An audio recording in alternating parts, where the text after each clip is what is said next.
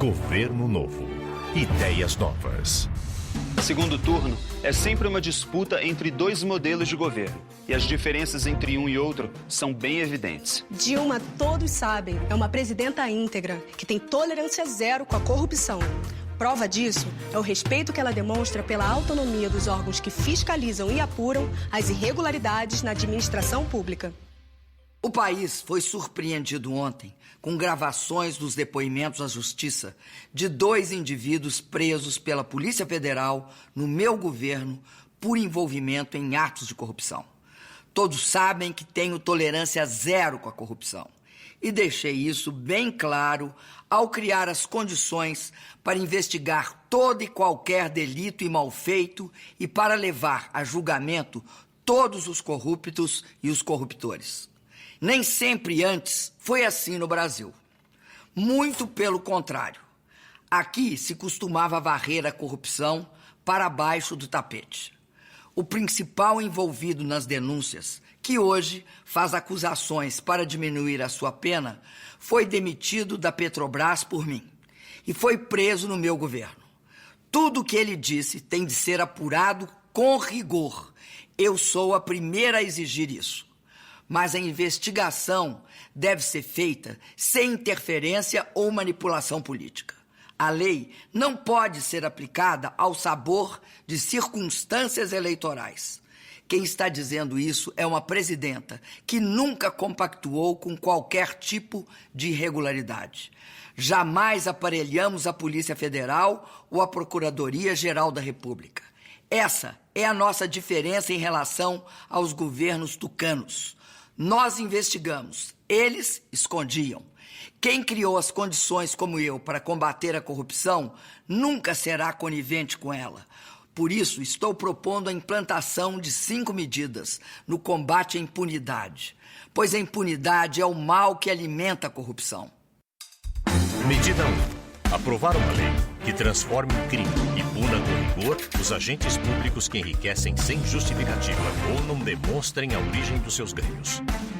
Medida 2. Modificar a legislação para transformar em crime eleitoral a prática de Caixa 2. Medida 3. Criar uma nova espécie de ação judicial que permita o confisco dos bens adquiridos de forma ilícita ou sem comprovação. Medida 4. Alterar a legislação para agilizar o julgamento de processos envolvendo desvio de recursos públicos. Medida 5. Criar uma nova estrutura no Poder Judiciário, junto aos tribunais superiores, que dê maior agilidade e eficiência às investigações e processos movidos contra aqueles que possuem fórum privilegiado. Na sua essência, essas 5 medidas têm o objetivo de garantir processos e julgamentos mais rápidos e punições mais duras. Elas representam um golpe fortíssimo na impunidade. É claro que o amplo direito de defesa dos acusados será preservado, mas dentro de prazos mais razoáveis, porque hoje os julgamentos podem levar uma eternidade, o que só favorece os corruptos e os corruptores. Algumas das medidas que estamos propondo já estão sendo estudadas pelo Congresso Nacional e pelo Judiciário. Outras são inteiramente novas. O fundamental é que todos os poderes e toda a sociedade participem desse processo para mudar o que precisa ser mudado no Brasil. Tomo essa iniciativa baseada no meu compromisso com a ética na vida pública e com a defesa do patrimônio dos brasileiros. Com a certeza de que a corrupção e a impunidade não podem ser combatidas com bravatas ou palavras vazias, mas sim com medidas concretas e com uma verdadeira vontade de mudar o rumo das coisas. Em 1997, a imprensa denunciou a compra de votos para aprovar a emenda que permitiu a reeleição de Fernando Henrique Cardoso, mas nada foi apurado. Em 2007, a Procuradoria-Geral da República denunciou a existência do Mensalão Tucano, um esquema de financiamento irregular da campanha à reeleição do então governador mineiro Eduardo Azeredo, um alto dirigente tucano muito próximo a Aécio, mas até hoje ele não foi julgado.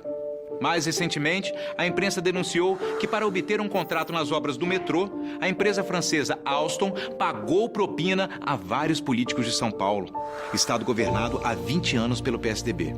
Mas nada aconteceu até agora. Percebeu a diferença entre os dois modelos de governo? Enquanto os tucanos varrem tudo para baixo do tapete, Dilma defende que tudo se apure, que tudo se investigue. Porque quem não deve, não teme. O silêncio é o grande aliado da impunidade. Vejam o caso de Minas. Jornalistas que criticaram o governo de Aécio foram perseguidos e demitidos. 2 documentários disponíveis na internet relatam esse cerco à imprensa. Liberdade, essa palavra, de autoria do então estudante de jornalismo Marcelo Baeta. E Mordaça no Brasil, produzida pela Current TV dos Estados Unidos, que também sofreu tentativa de censura. Agora, Aécio entrou na justiça pedindo a remoção de links em redes sociais e sites de buscas como o Google, que trazem críticas e denúncias contra ele. Mas a tentativa de silenciar a imprensa não impediu que o povo de Minas percebesse as grandes falhas do governo Aécio. A resposta veio neste primeiro turno. Aécio perdeu para Dilma em Minas e seu candidato a governador também foi derrotado pelo PT. Não existe melhor prova de que Aécio e seu governo foram desaprovados pelos mineiros. Governo novo, ideias novas. Dilma vai criar o programa Mais Especialidades, uma rede nacional de clínicas onde consultas, exames e tratamentos com especialistas poderão ser feitos sem demora e no tempo certo. Governo novo, ideias novas. Dilma criou o maior programa de investimentos em transporte público com 143 bilhões de reais. A sua proposta é construir ou ampliar 9 metrôs, 14 VLTs e 180 BRTs e corredores exclusivos de ônibus nas principais cidades brasileiras. Governo novo, ideias novas. O trabalho de Dilma está em todo o Brasil. Exemplo de hoje, São Paulo. Aqui, Dilma garantiu grandes investimentos em obras de mobilidade, como o monotrilho da linha Prata, a expansão de mais linhas do metrô da capital e o VLT da Baixada Santista. Também tem muito investimento federal em obras de infraestrutura, como a construção do trecho norte do Rodoanel e a modernização do Porto de Santos. Na área social, o Mais Médicos já beneficia 7,5 milhões de pessoas em 344 municípios. O Pronatec já teve mais de 1.200.000 matrículas. E o FIES, o Ciências Sem Fronteiras e o ProUni já beneficiaram mais de 900.000 jovens paulistas. E tem mais. O Minha Casa Minha Vida já entregou e contratou 638.000 moradias em São Paulo. Mais que a CDHU entregou em toda a sua história. Isso sim é compromisso com o Brasil e com São Paulo. Minha Casa Minha Vida é um programa para a família. A gente, como pobre, presidente, a gente nunca teria essa oportunidade se não fosse o seu governo. Lá a gente morava, lá era no barro. No barro, a barraca. E você aqui são 2 quartos. São 2 sala, cozinha. O banheiro é quase uma sala. Foi a maior alegria no mundo quando eu cheguei aqui. Eu disse, Deus, eu não acredito. A minha casa? A gente quer que as crianças desse país e as mães desse país tenham direito à casa própria. Isso é que eu acho muito importante. Dilma continua mobilizando o Brasil. Na quarta-feira, ela reuniu milhares de pessoas em Teresina, João Pessoa, Aracaju e Salvador. E em todas as capitais, deixou sua mensagem contra o preconceito ao Nordeste. Nós iniciamos uma grande transformação aqui no Nordeste. Foi onde o Brasil mais cresceu. Aqueles que dizem que aqui estão as pessoas que não sabem votar, nunca estiveram aqui, nunca conheceram a qualidade desse povo. Eleições livres são assim. O povo nas ruas, compromisso com a transparência e com o funcionamento das instituições. O resto é jogo sujo, de quem tenta tirar proveito do combate à corrupção e à impunidade para manipular o resultado eleitoral. Dilma, presidenta 13.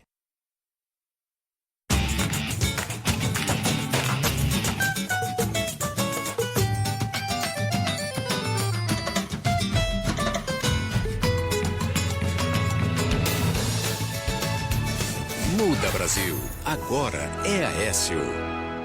No programa de hoje, nós vamos mostrar uma conversa franca de Aécio com importantes lideranças sindicais do país. Olá, bem-vindos. Olha,